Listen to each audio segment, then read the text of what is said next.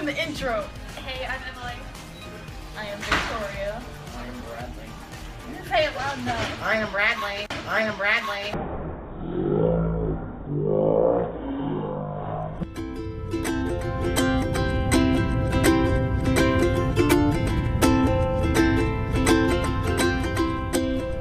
There are many types of cannons. There are too many to talk about in this video, so I'm just going to give a brief summary of the changes of cannons throughout history.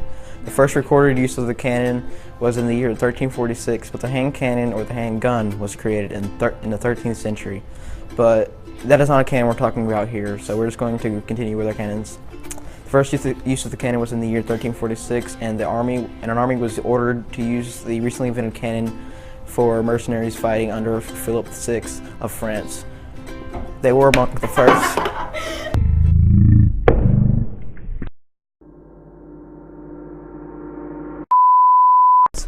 They were among the first soldiers in history to come under cannon fire. There were short barrel cannons and there were long barrel cannons. The long barrel cannon was used for ranged attacks, and the short barrel cannon was used for fire at close range. Going to the 16th century, the cannons became lighter and lighter, but just as strong, and it became cheaper to make a cannon, making it easier to produce cannons, making wars with cannons more frequent. Moving to 1600s, the cannons took a move to the boats.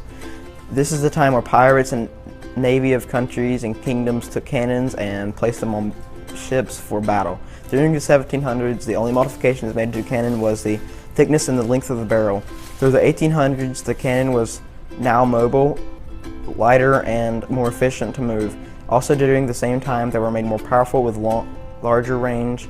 Then in the 20th century, the old style cannon was obsolete and a new style cannon was created, and the cannon was used on battleships and larger boats.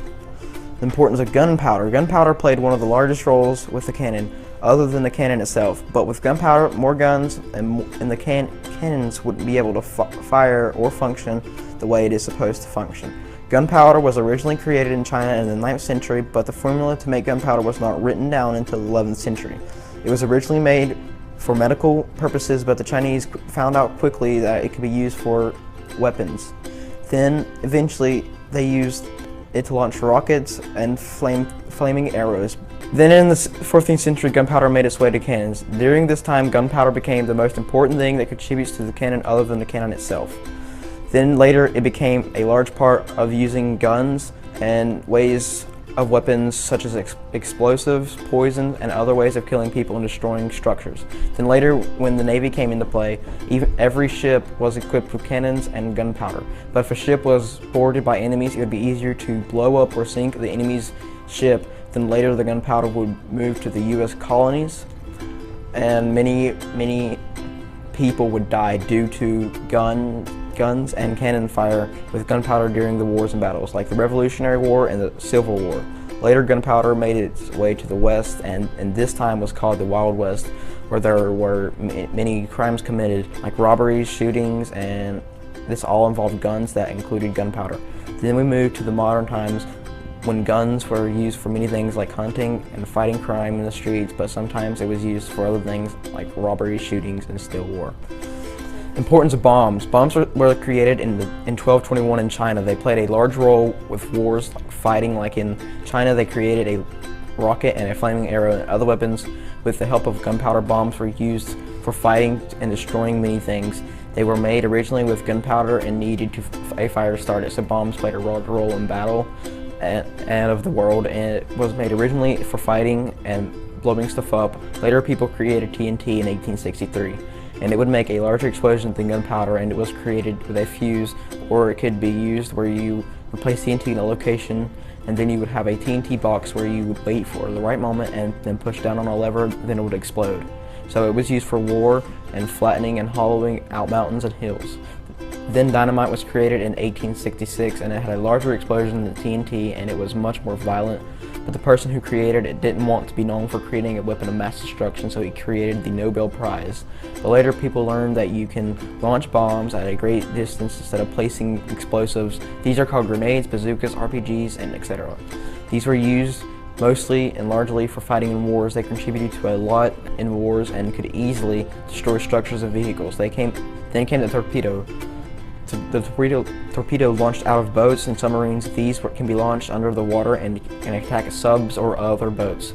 Then one of the most remembered bombs that was created was the atomic bomb in 1945. The atomic bomb was created and it was the largest and deadliest bombs of all time. It was dropped twice on Japan. After the second bomb was dropped, Japan surrendered to the US. Later, we helped them rebuild what we destroyed. So bombs moved from gunpowder explosions to chemical explosions, which have a much larger explosion.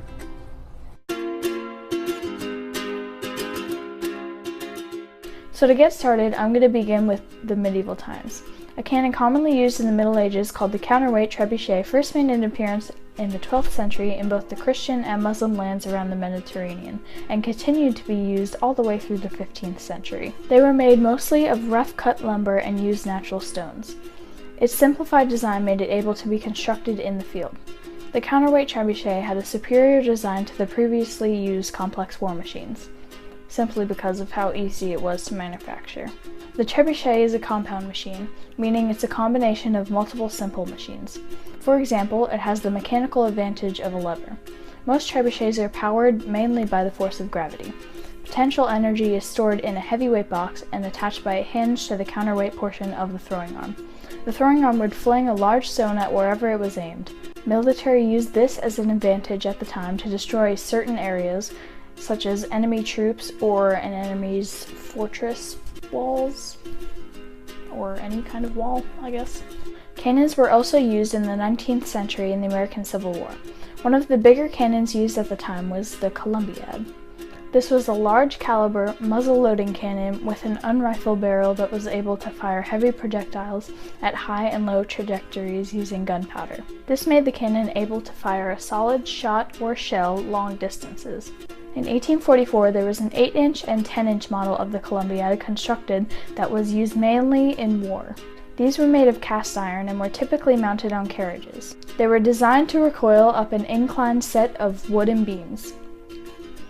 Columbiads were widely spread and were used by military in the American Civil War. The 8-inch cannon, weighing 9,240 pounds, could fire a 65-pound shell a distance of 2.5 miles. The 10-inch cannon, weighing 15,400 pounds, could fire a 128-pound shell a distance of almost 2.75 miles. This cannon gave the military using it at the time a huge advantage because it was an excellent seacoast defense weapon. These cannons can actually be found at the Fort Fisher Historical Site in North Carolina. And I live kinda near there, so I decided to go and visit the site to see the cannons for myself. I'll insert that at some point in this video. Great. As you can see, this is a fairly large cannon. It kinda had to be this big to be able to fire shells a distance of over 2 miles. This is a picture of me to scale. Cannons are still used to this day.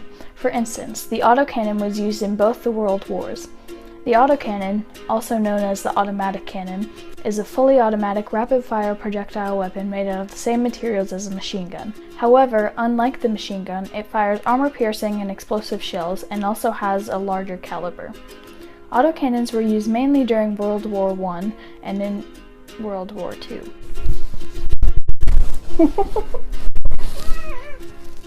Autocannons were used mostly in the trenches, giving the military the advantage of concealing themselves in the trenches while firing an effective weapon. Cannons have changed over time and have changed our world over time. We have the Chinese to thank for the invention of cannons. The Chinese first invented gunpowder in the 9th century, and then later they created the cannon. There is some discrepancy in the date that cannons were first invented and used, but it was sometime between 1100 and 1200. Cannons were not originally used as weapons, but instead just placed on ships during the Yuan Dynasty. During the Ming Dynasty, cannons began to be used as weapons. In 1132, General Han Zhizong used cannons to capture a city in Fujian. The world was not used to the use of cannons, and the fear that they brought along was enough to bring down many enemies. The use of the cannon held off the Mongols from attacking the Chinese for centuries. Eventually, the Mongols were able to turn the cannon against the Chinese and defeated them. Starting in 1209, the Mongols began to expand their empire more, and as they did, they brought the use of cannons with them. By 1230, many civilizations were using cannons. There are a lot of benefits to them. They are able to breach walls and take down enemies. Along with military benefits, the cannon gave them access to greater technology. The next civilization focused on is the Ottoman Empire. They were a major empire in the 15th, 16th, and 17th century. Cannons were used to defeat the Byzantine Empire, which was a major conquest for the Ottomans. Sir Charles Oman says that the fall of Constantinople was the first event of supreme importance whose result was determined by the use of artillery. In 1452, Arban cast one of the largest cannons ever. It was a big deal to everyone who saw it, and it took 200 men along with 60 mules to transport. When cannons were launched, it created black smoke above that created panic across towns and among the citizens. Cannons helped advance the Ottoman Empire because they were able to defeat their biggest enemy along with the use of it. Cannons were widely used throughout the modern civilization. The use of them spread to most places around the world. In the 20th century, World War I began. At the start of it, all countries involved began to look for advances in military technology.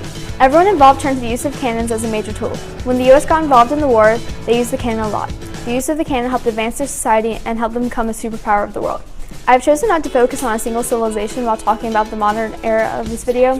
Since World War I and World War II were major parts of it, almost every country was involved with the cannon in some way, and every country used it to advance their society. Cannons were more efficient than guns because they could shoot more gunpowder at once and cause more damage. Since more damage could be made at once, there was less wear of the barrel of the gun. The howitzer was a popular type of cannon used mostly by the U.S. military. It helped them defeat the Germans in a lot of battles, such as Battle of the Bulge. Later, during World War II, the autocannon was introduced. It was used by everyone, especially the German military and the U.S. military. It was later made airborne and dropped bombs from planes. To sum up everything, the cannon has advanced civilizations in all ages of time. It has given aid to civilizations in time of war and given way to advancements of more military technology. The cannon has helped protect and arm countries at many different times and continues to be a major weapon today.